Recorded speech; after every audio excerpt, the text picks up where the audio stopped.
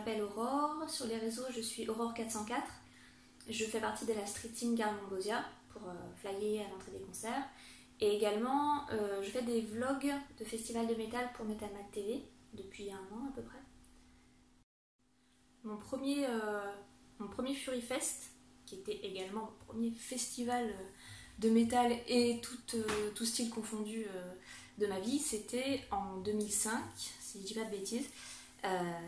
Et ça faisait pas très longtemps que j'écoutais du métal à ce moment-là. Du coup, j'arrivais de mon école, de mes petites soirées aseptisées en boîte de nuit, mon peu de vie sociale, et boum, j'arrive dans ce truc gigantesque, un camping avec plein de monde, des gens qui faisaient des courses de caddie, c'était l'effervescence, c'était fou, de la musique à fond, c'était waouh, et c'était génial. En fait, c'est surtout ça qu'il faut reconnaître, c'était génial. C'est-à-dire qu'il y avait les examens étaient finis, j'étais étudiante, j'avais pas encore commencé mon boulot étudiant, donc j'étais complètement libre et j'étais dans un endroit où tout ce que j'avais à faire c'était aller à des concerts. En fait, c'était parfait et ça m'a tellement plu que j'y suis retournée tous les ans. Alors un fait marquant, alors, il y en a plein, j'ai vraiment beaucoup d'anecdotes de Hellfest, mais qui pourraient incriminer des gens, donc je ne vais pas en parler. Non, une petite anecdote, c'était marrant, c'était gênant, mais c'était marrant. C'était il y a bien 10 ans de ça, j'étais assistante sur un petit reportage sur les coulisses du Hellfest, en fait, comment s'organisait l'accueil des groupes, leur déplacement sur le festival et tout ça, c'était assez intéressant à faire. Et je devais suivre le chanteur de Septic Flesh, de sa loge, jusqu'à la scène, en fait, avec ma caméra et tout, je devais suivre son parcours.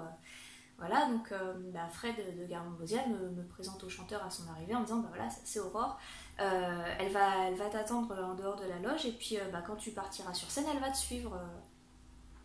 Donc j'attends sagement à la sortie de la loge. Là, il sort, il me calcule pas du tout et il part, au lieu de partir vers la porte par laquelle on était arrivé, en fait, il part vers les toilettes. Alors je me dis, je vais pas le suivre là, c'est un peu gênant. Donc j'attends encore. Et il revient pas. Et je finis par demander à une bénévole, mais il n'y a pas de sortie là-bas, c'est juste les toilettes. Ah si, il y a une sortie, on peut aller vers la temple, machin. Voilà comment je me suis bien foirée au Hellfest à cause du chanteur de Septic Flesh. Pas de ma faute. Ce qui va me manquer cette année, en fait, c'est la globalité du Hellfest. En fait, c'est ces 3 jours où il n'y a pas de travail, il n'y a pas d'école, il n'y a pas de rien du tout, il n'y a pas de responsabilité, si vous voulez, qu'on a dans la vie. C'est d'avoir pour seul planning celui des concerts du jour. Ça, c'est très agréable. De manger quand on veut. Voilà, c'est ça, c'est une soupape de décompression